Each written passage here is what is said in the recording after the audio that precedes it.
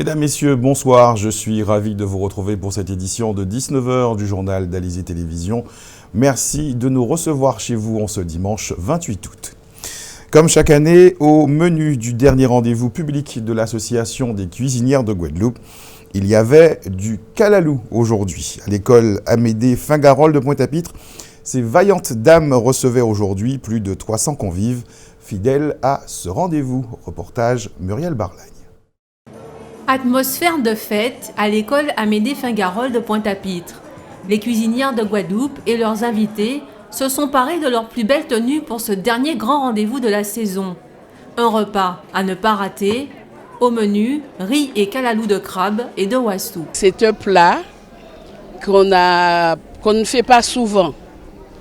Et il a toujours été de tradition pour l'association des cuisinières de faire ce repas. Alors, c'était plus ou moins avec les membres de l'association et au fur et à mesure, cela s'est élargi. Donc, nous avons des invités et nous prenons plaisir à recevoir les gens. Près de 200 crabes et 15 kilos de wassou ont été achetés pour l'occasion, mais pas seulement. Du poulet, du porc et du poisson ont été préparés pour ceux qui ne mangent pas de crustacés. Au total, 320 personnes étaient attendues. Colette Acco a supervisé l'équipe de 20 personnes qui s'est occupée de la cuisine. Nous avons 2 hommes et nous avons les femmes. Mais bon, pour nettoyer les calalous, ensuite pour préparer le poisson, nettoyer le poisson, nettoyer les crabes, nous avons ce qu'on appelle un cueilleur de crabes. Celui qui nettoie, qui nous aide à les préparer. Et ensuite, il y a des gens qui viennent pour brosser, nettoyer. Ça prend du temps, c'est beaucoup de travail pour préparer le calalou. Et il y a les wassous, naturellement, nous avons fait un peu de wassou également, de calalou de wassou. Et donc j'espère que tout un chacun trouvera son compte et on sera content. Un repas organisé par l'association Les Cuisinières de la Guadeloupe promettait d'être savoureux. Parents, amis et sympathisants sont venus en toute confiance, prêts à passer un bon moment. J'espère que ça soit très bon et bien épicé avec du piment. C'est un repas gastronomique, je pense, et on sait que les cuisinières ils font de bons plats locaux, de plats traditionnels.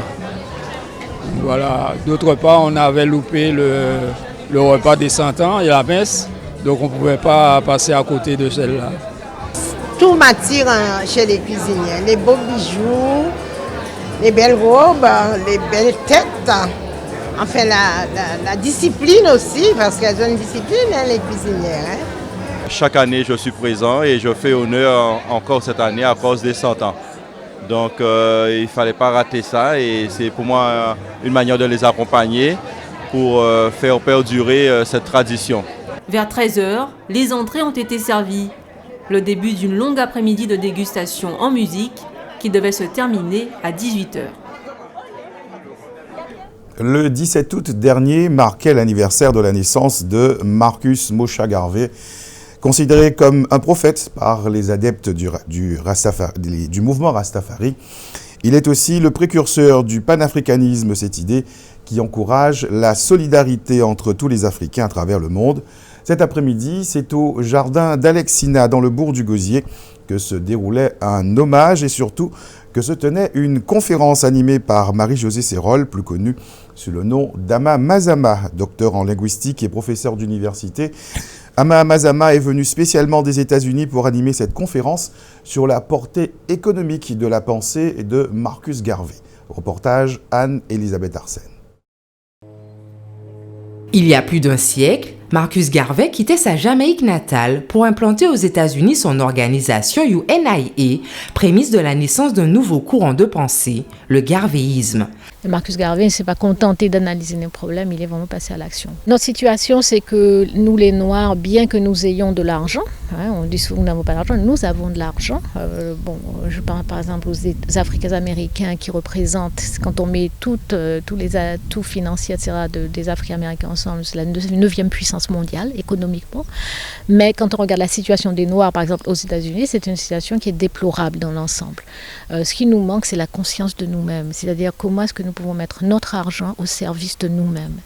Ce que nous faisons le plus souvent, nous le mettons au service des autres. Nous consommons ce que les autres nous vendent ou essaient de nous imposer parce que nous-mêmes nous ne produisons pas. Ou bien alors nous n'avons pas confiance en nous-mêmes, vous voyez ? Donc il y a tout ce travail de réflexion que Marcus Garvey a fait et qu'il a donc essayé de contrer cette situation en montrant l'exemple, en montrant que l'on peut fabriquer et l'on peut consommer noir. Parmi le public, il y a les connaisseurs et ceux qui viennent découvrir ce militant noir du XXe siècle qu'était Marcus Garvey. Il a fait beaucoup de choses pour le peuple noir et je pense qu'actuellement, on constate que ce que Marcus préconisait pour nous, dans beaucoup de domaines économiques, politiques, spirituels, le peuple noir il se cherche. On n'a pas en fin de compte de communauté, on n'a pas de force, d'ancrage dans l'humanité. Et on regarde bien, si on regarde ce que Marcus Garvey disait, partout que le peuple noir se trouve, que ce soit au Brésil, que ce soit aux États-Unis, que ce soit en Afrique, le peuple noir est subi. En fait, il est un héros pour moi. Il présente... en fait, il m'apprend de m'aimer en tant qu'Africaine. Alors, c'est très important. Et il a fait un drapeau rouge, vert et noir pour notre peuple aussi. Je suis depuis plusieurs mois, on va dire, dans une démarche de recherche concernant l'histoire de l'humanité et l'histoire de mes ancêtres en particulier. Donc c'est vrai qu'à chaque fois qu'il y a des conférences qui se rapportent à l'Afrique et aux personnalités africaines, j'y adhère. Et cela depuis, on va dire, plusieurs mois. Donc je suis dans une sorte de démarche d'initiation.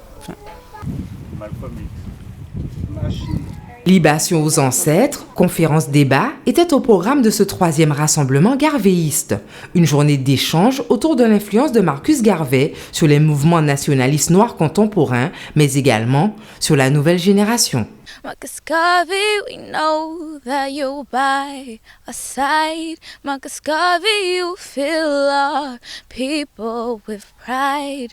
Marcus Garvey, I know you are by my side. Marcus Garvey,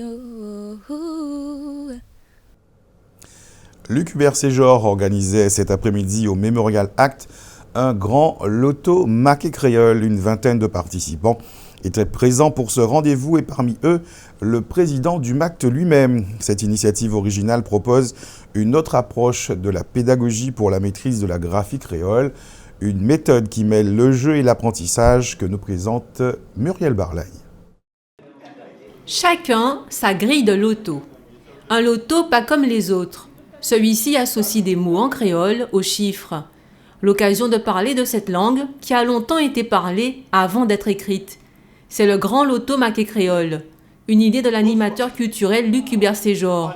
Objectif, apporter quelques notions de créole de façon ludique. Ça va permettre, pendant que vous marquez carton à vous, vous avez vraiment créole là devant vous, nous avons servi avec ça, nous avons créé mémoire visuelle, enregistrement automatique dû à la mémoire visuelle. Donc petit à petit, nous avons tant de mots là sonné, par exemple, tel chiffre sonné zongon, il y a voir qui gens zongon qui marqué, etc. Bon, on y passe dans l'hôpital de la partie, mais qui boule là, monsieur là, c'est la boule 63.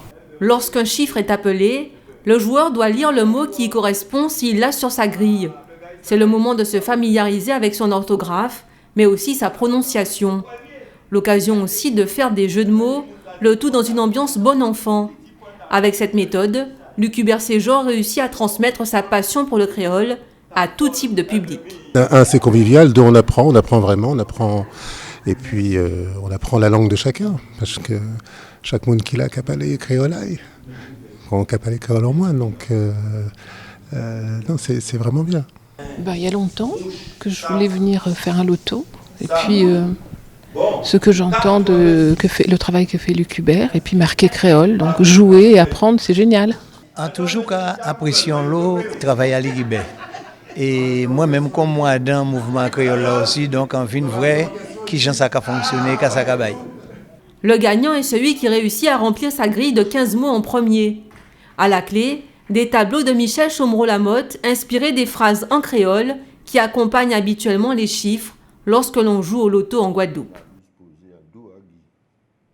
Place maintenant à notre tour d'horizon de l'actualité dans la grande région. Au Venezuela, les opposants à Nicolás Maduro appellent à une manifestation des citoyens le 1er septembre prochain pour la défense de la Constitution. Nous verrons qu'au Brésil, Luis Ignacio Lula da Silva vient d'être inculpé pour corruption passive et blanchiment d'argent. Mais avant, direction la Colombie où les FARC doivent ratifier l'accord de paix signé avec les autorités colombiennes. C'est votre rendez-vous Caraïbes. Les forces armées révolutionnaires de Colombie, les FARC, ont décidé de convoquer l'ensemble de leur état-major pour ratifier l'accord de paix signé mercredi 24 août avec le gouvernement pour mettre fin à 52 ans de conflit. La conférence se tiendra du 13 au 19 septembre dans la plaine du Yari, à San Vicente del Caguán, ex-fief de la guérilla, dans le sud du pays, en présence de 200 délégués des FARC, dont les 29 membres de l'état-major central.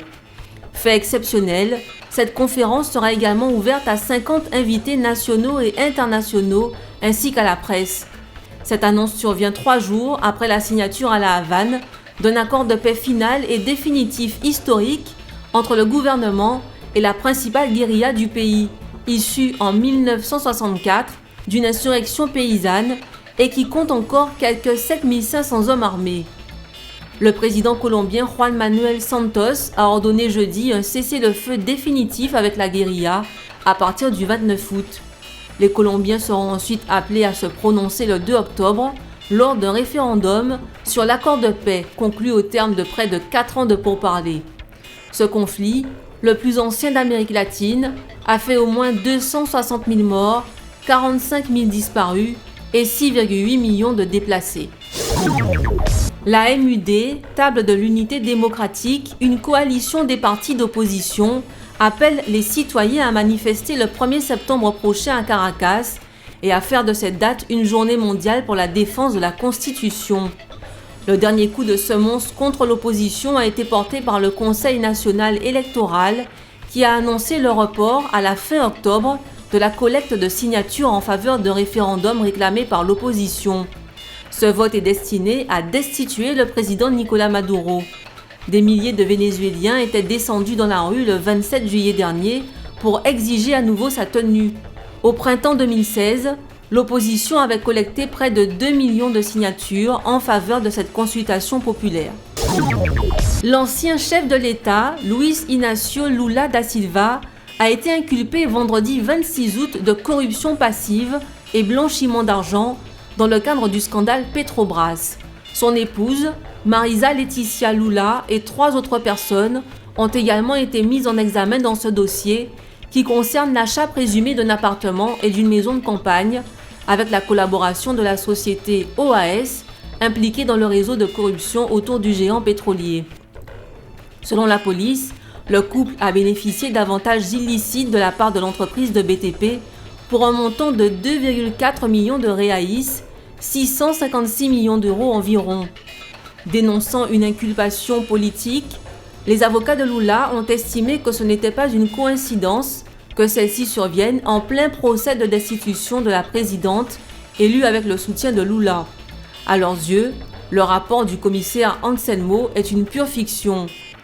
Lula, âgé de 70 ans et président du Brésil de 2003 à 2010, fait l'objet de 3 enquêtes au sein du scandale Petrobras. Une affaire qui a coûté plus de 2 milliards de dollars à la compagnie phare du pays et a bénéficié à des dizaines d'hommes politiques de divers partis, à des entrepreneurs du BTP et à des directeurs de Petrobras. Après le Brésil, rendons-nous en Guyane. Après Boris Carène en 2015, c'est le jeune Cédric Locatin qui remporte l'édition 2016 du Tour cycliste de Guyane. Une victoire construite avec toute une équipe encadrée par Éric Cheba. Le directeur technique de la sélection de Guadeloupe a su manager cette équipe de jeunes coureurs pour construire une belle victoire. La dernière étape de ce 27e Tour cycliste de Guyane a été remportée par Marc-André Buzaré de l'USL Montjoly. C'est l'équipage composé de Stéphane et de Sandro Nègre qui remporte la ronde régionale du Nord-Bastère qui s'est courue hier après-midi entre le Lamentin et Bémao. Les deux frères ont résisté aux attaques des autres favoris de cette course sprint, comme pour oublier leur déconvenue sur le rallye des Grands Fonds en juillet dernier, au terme duquel ils avaient été déclassés. Résumé de cet après-midi de course avec Éric Pommier. Ce devait être le rallye de tous les rebondissements et donc l'épreuve de rentrée à vivre à 100 à l'heure, d'autant plus que tous les favoris voulaient inscrire à leur tableau de chasse cette 4e ronde du Nord-Bastère Grand Prix Dacia. Ninou, Biki, Villemain, Pradel, Pierre et Stéphane Nègre dans les rangs. Voilà une affiche digne des grands rendez-vous du championnat automobile de la Guadeloupe. L'occasion rêvée pour l'équipage de la Mitsubishi de sortir le grand jeu. Stéphane Nègre ne s'est pas privé d'entrer de jouer pied au plancher dès les premiers tours de roue. Stratégie étudiée, stratégie appliquée, stratégie qui a fini par payer. Au bout de 5 heures de course intense, Stéphane Nègre a avalé les 39 km 300 d'épreuves chronométrées. La tête dans le guidon, la victoire au bout du compte. Avant le départ, on était un petit peu indécis sur la stratégie adoptée. Finalement, nous avons opté pour jusqu'à nouvel ordre la meilleure, qui nous permet de décrocher, je pense, jusqu'à nouvel ordre. On n'a pas encore les temps officieux et le résultat officiel de l'organisateur. Mais jusqu'à nouvel ordre, nous sommes premiers de ce rallye. On a roulé, on est satisfait. Parfait. Rien n'est parfait, mais c'était une belle course, on s'est bien amusé. Je pense que oui. Ça a été un bon samedi, bon après-midi. Edmond Biki, l'autre favori, a tout tiré de sa 306 Mark-T pour contenir la 4 roues motrices de son rival. C'était sans compter sur un Stéphane Nègre impérial, puissant, précis. Cette fois, la Peugeot a trouvé plus rapide, plus incisif sur son passage. En bon joueur, Edmond Biki a reconnu qu'à ce rallye, Stéphane Nègre avait joué un ton au-dessus.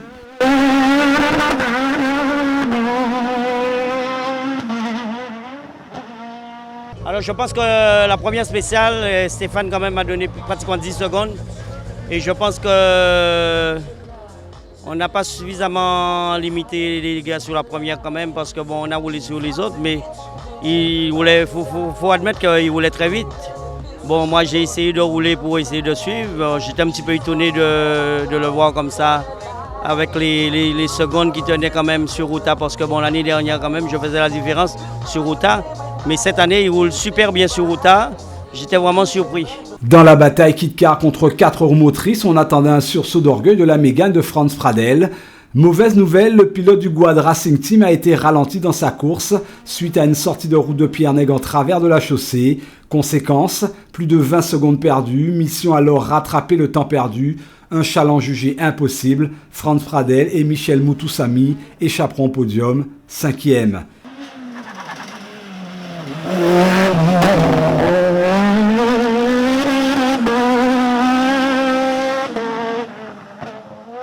Philippe Ninou aurait pu profiter donc de cette déconvenue pour rester au contact et protéger une précieuse 3e place. Physiquement, le pilote de la 207 S2000 a craqué. Alors on était bien partis là, sur les 2 premières spéciales, puis après j'ai vraiment eu un coup de mou, là, j'avais plus rien, j'ai plus de force. J'ai eu le même problème qu'au Grand Fond il y a 2 ans, quoi. Et je m'étais pas bien reposé hier soir, et ce matin j'ai beaucoup couru pour l'assistance. En fin de compte, quand j'ai commencé le rallye, j'ai pas eu le temps de manger et j'avais plus de force, quoi. Donc on a bien démarré, puis après on a essayé de conserver la 2e place. On a fait un tout droit à un moment donné, on a perdu pas mal de temps, donc on a été rétrogradé à la 3e place. Mais il y avait bébé, enfin Franz Pradel qui était juste derrière, il fallait gérer jusqu'à la fin. Jean-Pierre Villemain, de retour sur sa C2, lui a attaqué. Objectif, tenter une place d'honneur. La C2 a bien tourné, Jean-Pierre Villemain a bien roulé pour s'offrir une 3e place très convoitée.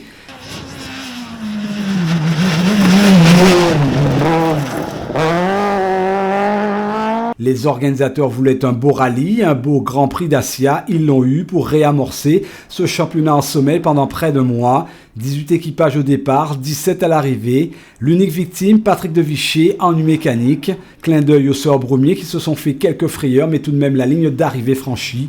Bon coup de volant du jeune Nicolas Loubert qui s'offre une belle 6e place. Prochain exercice pour tous, la croustillante course de Côte des Mamelles, le mois prochain. Sport toujours, mais cette fois nous parlons de ballon rond. Pendant un mois, un tournoi de football itinérant sur terrain synthétique a opposé différentes équipes du territoire de la communauté d'agglomération La Riviera du Levant. Aujourd'hui, les équipes finalistes s'affrontaient durant une toute dernière journée pour déterminer les vainqueurs chez les U15 et chez les seniors. L'ambiance était joyeuse, mais la compétition très disputée. Anne-Elisabeth Arsène.